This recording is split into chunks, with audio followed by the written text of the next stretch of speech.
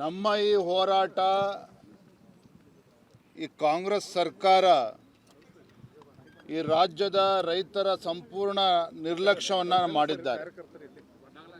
ರಾಜ್ಯ ಸರ್ಕಾರ ಈ ಕಾಂಗ್ರೆಸ್ ಸರ್ಕಾರ ಏನಿದೆ, ಕಬ್ಬು ಬೆಳೆಗಾರರ ಸಮಸ್ಯೆಗೆ ಪರಿಹಾರವನ್ನು ಕೊಡೋದಾಗಲಿ, ಮೆಕ್ಕೆಜೋಳ ರೈತರ ಸಮಸ್ಯೆಗೆ ಸ್ಪಂದನೆ ಮಾಡುವಂಥ ಕೆಲಸ ಆಗಲಿ, ಭತ್ತ, ತೊಗರಿ, ಉದ್ದು ಎಲ್ಲ ರೈತರು ಕೂಡ ಸಂಕಷ್ಟದಲ್ಲಿದ್ದಾಗ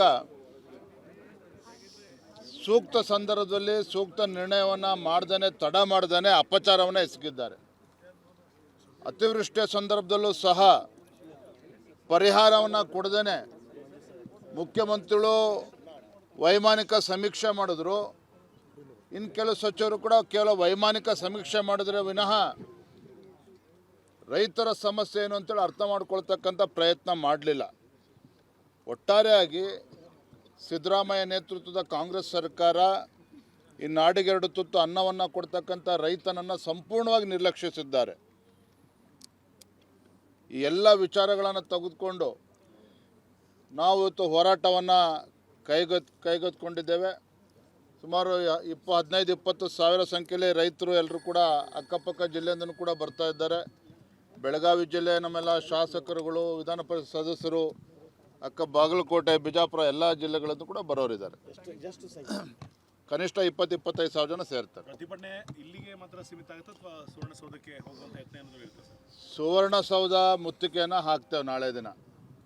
ಯಾಕೆಂದರೆ ಈ ಸರ್ಕಾರ ಕಣ್ಣಿದ್ದು ಕುರುಡನಂತೆ, ಕಿವಿ ಇದ್ದು ಕಿವುಡನಂತೆ ನಟನೆ ಮಾಡ್ತಾ ಇದೆ. ಪರಿಹಾರ ಕೊಡಿ ಅಂತ ಹೇಳಿದ್ರೆ ಕೇಂದ್ರ ಸರ್ಕಾರದ ಮೇಲೆ ಆರೋಪವನ್ನು ಮಾಡ್ತಾರೆ. ಸಿದ್ದರಾಮಯ್ಯನವರೇ, DK ಶಿವಕುಮಾರ್ ರೈತರ ಸಂಕಷ್ಟಕ್ಕೆ ಸ್ಪಂದನೆ ಮಾಡಿ ಅಂತ ಹೇಳಿದ್ರೆ ಪ್ರಧಾನಮಂತ್ರಿಗಳು ಪತ್ರವನ್ನು ಬರೀತಾರೆ. ಈ ರಾಜ್ಯ ಸರ್ಕಾರಕ್ಕೆ ತನ್ನ ಜವಾಬ್ದಾರಿನೇ ಇಲ್ಲ. ಎಲ್ಲವೂ ಕೂಡ ಕೇಂದ್ರದ ಮೇಲೆ ದೂರುವಂಥ ಒಂದು ಪರಿಪಾಠವನ್ನು ಬೆಳೆಸ್ಕೊಂಡಿದ್ದಾರೆ. ಇವತ್ತು ನಮಗೆ ಬೇಕಾಗಿರುವಂಥದ್ದು, ವಿಶೇಷವಾಗಿ ಇವತ್ತು ಬೆಳಗಾವಿಯ ಏನು ಸುವರ್ಣಸೌಧದಲ್ಲಿ ಚಳಿಗಾಲದ ಅಧಿವೇಶನ ಪ್ರಾರಂಭ ಆಗಿದೆ. ರೈತರು ಇವತ್ತು ಎದುರು ನೋಡ್ತಾ ಇದ್ದಾರೆ. ಇಲ್ಲಾದರೂ ಕೂಡ ಕನಿಷ್ಠ ಈ ನಾಡಿನ ದೊರೆ ಮುಖ್ಯಮಂತ್ರಿಗಳು ನಮಗೆ ಪರಿಹಾರವನ್ನು ಕೊಡ್ತಾರಾ ಅಂತೇಳಿ ಇವತ್ತು ಕಾಯ್ತಾ ಇದ್ದಾರೆ. ಆ ಪರಿಹಾರನ ಕೊಡಬೇಕು ಅನ್ನುವ ಆಗ್ರಹವೂ ಕೂಡ ಭಾರತೀಯ ಜನತಾ ಪಾರ್ಟಿ. ಅದು ಸಿಎಂ ಅವರ ಆರೋಪ ಏನಂದರೆ, ಈಗ NDRF ನಾರ್ಸು ಚೇಂಜ್ ಆಗಬೇಕು, ಅದು ಪರಿಹಾರ ಚೇಂಜ್ ಆಗಬೇಕು. ಒಂದು ಕಬ್ಬಿನ ಬೆಲೆ ನಿಗದಿಯನ್ನು ಕೇಂದ್ರ ಸರ್ಕಾರ ಮಾಡಬೇಕು, ಸಕ್ಕರೆ ಬೆಲೆಯನ್ನು ಅವ್ರು ಮಾಡಬೇಕು, ಅದು ಮಾಡ್ತಾ ಇಲ್ಲ. ಮೆಕ್ಕೆಜೋಳ ಖರೀದಿ ಮಾಡೋದು ಅಂತ ಹೇಳ್ತಾರೆ, ಆದರೆ ಎಥೆನಾಲ್ ಕಂಪ್ನಿಗಳಿಗೆ ಖರೀದಿ ಮಾಡೋದು ಇವೆಲ್ಲದನ್ನು ಕೂಡ ಅಂತ ಹೇಳ್ತಾರೆ. ಅಧಿವೇಶನ ನಡೀತಾ ಇದೆ. ಏನು ಮುಖ್ಯಮಂತ್ರಿಗಳು ಪದೇ ಪದೇ ಕೇಂದ್ರ ಸರ್ಕಾರದ ಮೇಲೆ ಆರೋಪವನ್ನು ಹೊರಿಸಿ ತಮ್ಮ ಜವಾಬ್ದಾರಿಯಿಂದ ನುಣುಚ್ಕೊಳ್ಳುವಂಥ ಕೆಲಸವನ್ನು ಮಾಡ್ತಾ ಇದ್ದಾರೆ. ಇದೆಲ್ಲದಕ್ಕೂ ಕೂಡ ಸದನದಲ್ಲಿ ನಾವು ಉತ್ತರವನ್ನು ಕೊಡ್ತೇವೆ. ನಾವಿವತ್ತು ಆಗ್ರಹ ಪಡಿಸ್ತಾ ಇರ್ತಕ್ಕಂಥದ್ದು, ರಾಜ್ಯದ ಜನ ನಿಮಗೆ ಆಶೀರ್ವಾದ ಮಾಡಿದ್ದಾರೆ. ಕಾಂಗ್ರೆಸ್ ಪಕ್ಷಕ್ಕೆ 138-139 ಶಾಸಕರಿದ್ದಾರೆ. ಸ್ಪಷ್ಟ ಬಹುಮತ ಇದೆ. ಎಲ್ಲಿ ಹೋಗ್ತಾ ಇದೆ ಇವತ್ತು ಇಷ್ಟೊಂದು ಖಜಾನೆಗೆ ಬರ್ತಕ್ಕಂಥ ಹಣ ಎಲ್ಲೂ ಹೋಗ್ತಾ ಇದೆ? ಎಲ್ಲಿ ಪರಿಹಾರ ನಿಮಗೆ ಕೊಡ್ತಾ ಇದ್ದೀರಿ? ಕಂದಾಯ ಸಚಿವರು 30 ದಿನದಲ್ಲಿ ಬೆಳೆ ಏನು ನಾಶ ಆಗಿತ್ತು, ರೈತ ಪರಿಹಾರ ಕೊಡ್ತೇವೆ ಅಂತ ಹೇಳಿದರು. ಆದರೆ 30 ಅಲ್ಲ 75-80 ದಿನ ಆದರೂ ಕೂಡ ಇವತ್ತು ಸಮರ್ಪಕವಾಗಿ ಇನ್ನೂ ಕೂಡ ಪರಿಹಾರ ಕೊಡೋದಕ್ಕೆ ಸಾಧ್ಯ ಆಗಿಲ್ಲ. ಇವೆಲ್ಲ ವಿಚಾರಗಳನ್ನು ಎತ್ಕೊಂಡು ನಾವು ಹೋರಾಟವನ್ನು ಮಾಡ್ತಾ ಇದ್ದೀವಿ. ಎಲ್ಲವೂ ಕೂಡ ಚರ್ಚೆ ಮಾಡ್ತೀವಿ. ನಮ್ಮ ಈ ಹೋರಾಟ ಈ ಕಾಂಗ್ರೆಸ್ ಸರ್ಕಾರ ಈ ರಾಜ್ಯದ ರೈತರ ಸಂಪೂರ್ಣ ನಿರ್ಲಕ್ಷ್ಯವನ್ನು ಮಾಡಿದ್ದಾರೆ. ರಾಜ್ಯ ಸರ್ಕಾರ ಈ ಕಾಂಗ್ರೆಸ್ ಸರ್ಕಾರ ಏನಿದೆ, ಕಬ್ಬು ಬೆಳೆಗಾರರ ಸಮಸ್ಯೆಗೆ ಪರಿಹಾರವನ್ನು ಕೊಡೋದಾಗಲಿ, ಮೆಕ್ಕೆಜೋಳ ರೈತರ ಸಮಸ್ಯೆಗೆ ಸ್ಪಂದನೆ ಮಾಡುವಂಥ ಕೆಲಸ ಆಗಲಿ, ಭತ್ತ, ತೊಗರಿ, ಉದ್ದು ಎಲ್ಲ ರೈತರು ಕೂಡ ಸಂಕಷ್ಟದಲ್ಲಿದ್ದಾಗ ಸೂಕ್ತ ಸಂದರ್ಭದಲ್ಲಿ ಸೂಕ್ತ ನಿರ್ಣಯವನ್ನು ಮಾಡ್ದೇ ತಡ ಮಾಡ್ದೇ ಅಪಚಾರವನ್ನು ಎಸಗಿದ್ದಾರೆ. ಅತಿವೃಷ್ಟಿಯ ಸಂದರ್ಭದಲ್ಲೂ ಸಹ ಪರಿಹಾರವನ್ನು ಕೊಡದೇ ಮುಖ್ಯಮಂತ್ರಿಗಳು ವೈಮಾನಿಕ ಸಮೀಕ್ಷೆ ಮಾಡಿದ್ರು. ಇನ್ನು ಕೆಲವು ಸಚಿವರು ಕೂಡ ಕೇವಲ ವೈಮಾನಿಕ ಸಮೀಕ್ಷೆ ಮಾಡಿದ್ರೆ ವಿನಃ ರೈತರ ಸಮಸ್ಯೆ ಏನು ಅಂತೇಳಿ ಅರ್ಥ ಮಾಡ್ಕೊಳ್ತಕ್ಕಂಥ ಪ್ರಯತ್ನ ಮಾಡಲಿಲ್ಲ. ಒಟ್ಟಾರೆಯಾಗಿ ಸಿದ್ದರಾಮಯ್ಯ ನೇತೃತ್ವದ ಕಾಂಗ್ರೆಸ್ ಸರ್ಕಾರ ಈ ನಾಡಿಗೆರಡು ತುತ್ತು ಅನ್ನವನ್ನು ಕೊಡ್ತಕ್ಕಂಥ ರೈತನನ್ನು ಸಂಪೂರ್ಣವಾಗಿ ನಿರ್ಲಕ್ಷಿಸಿದ್ದಾರೆ. ಈ ಎಲ್ಲ ವಿಚಾರಗಳನ್ನು ತೆಗೆದುಕೊಂಡು ನಾವು ಇವತ್ತು ಹೋರಾಟವನ್ನು ಕೈಗೆತ್ತಿಕೊಂಡಿದ್ದೇವೆ. ಸುಮಾರು 15-20 ಸಾವಿರ ಸಂಖ್ಯೆಯಲ್ಲಿ ರೈತರು ಎಲ್ಲರೂ ಕೂಡ ಅಕ್ಕಪಕ್ಕ ಜಿಲ್ಲೆಯಿಂದನೂ ಕೂಡ ಬರ್ತಾ ಇದ್ದಾರೆ. ಬೆಳಗಾವಿ ಜಿಲ್ಲೆ ನಮ್ಮೆಲ್ಲ ಶಾಸಕರುಗಳು, ವಿಧಾನ ಪರಿಷತ್ ಸದಸ್ಯರು, ಬಾಗಲಕೋಟೆ, ಬಿಜಾಪುರ ಎಲ್ಲ ಜಿಲ್ಲೆಗಳಿಂದ ಕೂಡ ಬರೋರಿದ್ದಾರೆ. ಎಷ್ಟು ಸಂಖ್ಯೆ? ಕನಿಷ್ಠ 20-25 ಸಾವಿರ ಜನ ಸೇರ್ತಾರೆ. ಪ್ರತಿಭಟನೆ ಇಲ್ಲಿಗೆ ಮಾತ್ರ ಸೀಮಿತ ಆಗುತ್ತೆ ಅಥವಾ ಸುವರ್ಣಸೌಧಕ್ಕೆ ಹೋಗುವಂತ ಯತ್ನ ಏನಾದರೂ ಇರುತ್ತೆ ಸರ್? ಸುವರ್ಣಸೌಧ ಮುತ್ತಿಗೆಯನ್ನು ಹಾಕ್ತೇವೆ ನಾಳೆ ದಿನ. ಯಾಕೆಂದರೆ ಈ ಸರ್ಕಾರ ಕಣ್ಣಿದ್ದು ಕುರುಡನಂತೆ, ಕಿವಿ ಇದ್ದು ಕಿವುಡನಂತೆ ನಟನೆ ಮಾಡ್ತಾ ಇದೆ. ಪರಿಹಾರ ಕೊಡಿ ಅಂತ ಹೇಳಿದ್ರೆ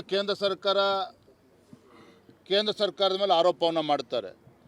ಸಿದ್ದರಾಮಯ್ಯನವರೇ, ಡಿ ಕೆ ಶಿವಕುಮಾರ್ ರೈತರ ಸಂಕಷ್ಟಕ್ಕೆ ಸ್ಪಂದನೆ ಮಾಡಿ ಅಂತ ಹೇಳಿದ್ರೆ ಪ್ರಧಾನಮಂತ್ರಿಗಳು ಪತ್ರವನ್ನು ಬರೀತಾರೆ. ಈ ರಾಜ್ಯ ಸರ್ಕಾರಕ್ಕೆ ತನ್ನ ಜವಾಬ್ದಾರಿನೇ ಇಲ್ಲ. ಎಲ್ಲವೂ ಕೂಡ ಕೇಂದ್ರದ ಮೇಲೆ ದೂರುವಂಥ ಒಂದು ಪರಿಪಾಠವನ್ನು ಬೆಳೆಸ್ಕೊಂಡಿದ್ದಾರೆ. ಇವತ್ತು ನಮಗೆ ಬೇಕಾಗಿರುವಂಥದ್ದು, ವಿಶೇಷವಾಗಿ ಇವತ್ತು ಬೆಳಗಾವಿಯ ಸುವರ್ಣಸೌಧದಲ್ಲಿ ಚಳಿಗಾಲದ ಅಧಿವೇಶನ ಪ್ರಾರಂಭ ಆಗಿದೆ. ರೈತರು ಇವತ್ತು ಎದುರು ನೋಡ್ತಾ ಇದ್ದಾರೆ. ಇಲ್ಲಾದರೂ ಕೂಡ ಕನಿಷ್ಠ ಈ ನಾಡಿನ ದೊರೆ ಮುಖ್ಯಮಂತ್ರಿಗಳು ನಮಗೆ ಪರಿಹಾರವನ್ನು ಕೊಡ್ತಾರಾ ಅಂತೇಳಿ ಇವತ್ತು ಕಾಯ್ತಾ ಇದ್ದಾರೆ. ಆ ಪರಿಹಾರನ ಕೊಡಬೇಕು ಅನ್ನುವ ಆಗ್ರಹವೂ ಕೂಡ ಭಾರತೀಯ ಜನತಾ ಪಾರ್ಟಿ ಅದು. ಸಿಎಂ ಅವರ ಆರೋಪ ಏನಂದ್ರೆ, ಈಗ NDRF ನಾರ್ಸ್ ಚೇಂಜ್ ಆಗಬೇಕು, ಅದು ಪರಿಹಾರ ಚೇಂಜ್ ಆಗಬೇಕು. ಒಂದು ಕಬ್ಬಿನ ಬೆಲೆ ನಿಗದಿಯನ್ನು ಕೇಂದ್ರ ಸರ್ಕಾರ ಮಾಡಬೇಕು, ಸಕ್ಕರೆ ಬೆಲೆಯನ್ನು ಅವ್ರು ಮಾಡಬೇಕು, ಅದು ಮಾಡ್ತಾ ಇಲ್ಲ. ಮೆಕ್ಕೆಜೋಳ ಖರೀದಿ ಮಾಡೋದು ಅಂತ ಹೇಳ್ತಾರೆ, ಆದರೆ ಎಥೆನಾಲ್ ಕಂಪ್ನಿಗಳಿಗೆ ಖರೀದಿ ಮಾಡೋದು ಇವೆಲ್ಲದನ್ನು ಕೂಡ ಅಂತ ಹೇಳ್ತಾರೆ. ಅಧಿವೇಶನ ನಡೀತಾ ಇದೆ. ಏನು ಮುಖ್ಯಮಂತ್ರಿಗಳು ಪದೇ ಪದೇ ಕೇಂದ್ರ ಸರ್ಕಾರದ ಮೇಲೆ ಆರೋಪವನ್ನು ಹೊರಿಸಿ ತಮ್ಮ ಜವಾಬ್ದಾರಿಯಿಂದ ನುಣುಚ್ಕೊಳ್ಳುವಂಥ ಕೆಲಸವನ್ನು ಮಾಡ್ತಾ ಇದ್ದಾರೆ. ಇದೆಲ್ಲದಕ್ಕೂ ಕೂಡ ಸದನದಲ್ಲಿ ಉತ್ತರನ ಕೊಡ್ತೇವೆ. ನಾವಿವತ್ತು ಆಗ್ರಹ ಪಡಿಸ್ತಾ ಇರ್ತಕ್ಕಂಥದ್ದು, ರಾಜ್ಯದ ಜನ ನಿಮಗೆ ಆಶೀರ್ವಾದ ಮಾಡಿದ್ದಾರೆ. ಕಾಂಗ್ರೆಸ್ ಪಕ್ಷಕ್ಕೆ 138-139 ಶಾಸಕರಿದ್ದಾರೆ. ಸ್ಪಷ್ಟ ಬಹುಮತ ಇದೆ. ಎಲ್ಲಿ ಹೋಗ್ತಾ ಇದೆ ಇವತ್ತು ಇಷ್ಟೊಂದು ಖಜಾನೆಗೆ ಬರ್ತಕ್ಕಂಥ ಹಣ ಎಲ್ಲೂ ಹೋಗ್ತಾ ಇದೆ? ಎಲ್ಲಿ ಪರಿಹಾರ ನಿಮಗೆ ಕೊಡ್ತಾ ಇದ್ದೀರಿ? ಕಂದಾಯ ಸಚಿವರು 30 ದಿನದಲ್ಲಿ ಬೆಳೆ ನಾಶ ಆಗಿತ್ತು, ರೈತ ಪರಿಹಾರ ಕೊಡ್ತೇವೆ ಅಂತ ಹೇಳಿದರು. ಆದರೆ 30 ಅಲ್ಲ 75-80 ದಿನ ಆದರೂ ಕೂಡ ಇವತ್ತು ಸಮರ್ಪಕವಾಗಿ ಇನ್ನೂ ಕೂಡ ಪರಿಹಾರ ಕೊಡೋದಕ್ಕೆ ಸಾಧ್ಯ ಆಗಿಲ್ಲ. ಇವೆಲ್ಲ ವಿಚಾರಗಳನ್ನು ಎತ್ಕೊಂಡು ನಾವು ಹೋರಾಟವನ್ನು ಮಾಡ್ತಾ ಇದ್ದೀವಿ.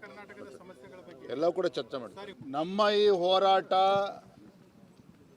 ಈ ಕಾಂಗ್ರೆಸ್ ಸರ್ಕಾರ ಈ ರಾಜ್ಯದ ರೈತರ ಸಂಪೂರ್ಣ ನಿರ್ಲಕ್ಷ್ಯವನ್ನು ಮಾಡಿದ್ದಾರೆ. ರಾಜ್ಯ ಸರ್ಕಾರ, ಈ ಕಾಂಗ್ರೆಸ್ ಸರ್ಕಾರ ಏನಿದೆ, ಕಬ್ಬು ಬೆಳೆಗಾರರ ಸಮಸ್ಯೆಗೆ ಪರಿಹಾರನ ಕೊಡೋದಾಗಲಿ, ಮೆಕ್ಕೆಜೋಳ ರೈತರ ಸಮಸ್ಯೆಗೆ ಸ್ಪಂದನೆ ಮಾಡುವಂಥ ಕೆಲಸ ಆಗಲಿ, ಭತ್ತ, ತೊಗರಿ, ಉದ್ದು ಎಲ್ಲ ರೈತರು ಕೂಡ ಸಂಕಷ್ಟದಲ್ಲಿದ್ದಾಗ ಸೂಕ್ತ ಸಂದರ್ಭದಲ್ಲಿ ಸೂಕ್ತ ನಿರ್ಣಯವನ್ನು ಮಾಡ್ದೇ, ತಡ ಮಾಡ್ದೇ ಅಪಚಾರವನ್ನು ಎಸಗಿದ್ದಾರೆ. ಅತಿವೃಷ್ಟಿಯ ಸಂದರ್ಭದಲ್ಲೂ ಸಹ ಪರಿಹಾರವನ್ನು ಕೊಡದೇ ಮುಖ್ಯಮಂತ್ರಿಗಳು ವೈಮಾನಿಕ ಸಮೀಕ್ಷೆ ಮಾಡಿದ್ರು. ಇನ್ನು ಕೆಲವು ಸಚಿವರು ಕೂಡ ಕೇವಲ ವೈಮಾನಿಕ ಸಮೀಕ್ಷೆ ಮಾಡಿದ್ರೆ ವಿನಃ ರೈತರ ಸಮಸ್ಯೆ ಏನು ಅಂತೇಳಿ ಅರ್ಥ ಮಾಡ್ಕೊಳ್ತಕ್ಕಂಥ ಪ್ರಯತ್ನ ಮಾಡಲಿಲ್ಲ. ಒಟ್ಟಾರೆಯಾಗಿ ಸಿದ್ದರಾಮಯ್ಯ ನೇತೃತ್ವದ ಕಾಂಗ್ರೆಸ್ ಸರ್ಕಾರ ಈ ನಾಡಿಗೆ 2 ತುತ್ತು ಅನ್ನವನ್ನು ಕೊಡ್ತಕ್ಕಂಥ ರೈತನನ್ನು ಸಂಪೂರ್ಣವಾಗಿ ನಿರ್ಲಕ್ಷಿಸಿದ್ದಾರೆ. ಈ ಎಲ್ಲ ವಿಚಾರಗಳನ್ನು ತೆಗೆದುಕೊಂಡು ನಾವು ಇವತ್ತು ಹೋರಾಟವನ್ನು ಕೈಗೆತ್ತಿಕೊಂಡಿದ್ದೇವೆ. ಸುಮಾರು 15-20 ಸಾವಿರ ಸಂಖ್ಯೆಯಲ್ಲಿ ರೈತರು ಎಲ್ಲರೂ ಕೂಡ ಅಕ್ಕಪಕ್ಕ ಜಿಲ್ಲೆಯಿಂದನೂ ಕೂಡ ಬರ್ತಾ ಇದ್ದಾರೆ. ಬೆಳಗಾವಿ ಜಿಲ್ಲೆ ನಮ್ಮೆಲ್ಲ ಶಾಸಕರುಗಳು, ವಿಧಾನ ಪರಿಷತ್ ಸದಸ್ಯರು, ಬಾಗಲಕೋಟೆ, ಬಿಜಾಪುರ ಎಲ್ಲ ಜಿಲ್ಲೆಗಳಿಂದ ಕೂಡ ಬರೋರಿದ್ದಾರೆ. ಎಷ್ಟು ಸಂಖ್ಯೆ? ಕನಿಷ್ಠ 20-25 ಸಾವಿರ ಜನ ಸೇರ್ತಾರೆ. ಪ್ರತಿಭಟನೆ ಇಲ್ಲಿಗೆ ಮಾತ್ರ ಸೀಮಿತ ಆಗುತ್ತೆ ಅಥವಾ ಸುವರ್ಣಸೌಧಕ್ಕೆ ಹೋಗುವಂತ ಯತ್ನ ಏನಾದರೂ ಇರುತ್ತೆ ಸರ್? ಸುವರ್ಣಸೌಧ ಮುತ್ತಿಗೆಯನ್ನು ಹಾಕ್ತೇವೆ ನಾಳೆ ದಿನ. ಯಾಕೆಂದರೆ ಈ ಸರ್ಕಾರ ಕಣ್ಣಿದ್ದು ಕುರುಡನಂತೆ, ಕಿವಿ ಇದ್ದು ಕಿವುಡನಂತೆ ನಟನೆ ಮಾಡ್ತಾ ಇದೆ. ಪರಿಹಾರ ಕೊಡಿ ಅಂತ ಹೇಳಿದ್ರೆ ಕೇಂದ್ರ ಸರ್ಕಾರದ ಮೇಲೆ ಆರೋಪವನ್ನು ಮಾಡ್ತಾರೆ. ಸಿದ್ದರಾಮಯ್ಯನವರೇ, ಡಿ ಕೆ ಶಿವಕುಮಾರ್ ರೈತರ ಸಂಕಷ್ಟಕ್ಕೆ ಸ್ಪಂದನೆ ಮಾಡಿ ಅಂತ ಹೇಳಿದ್ರೆ ಪ್ರಧಾನಮಂತ್ರಿಗಳು ಪತ್ರವನ್ನು ಬರೀತಾರೆ.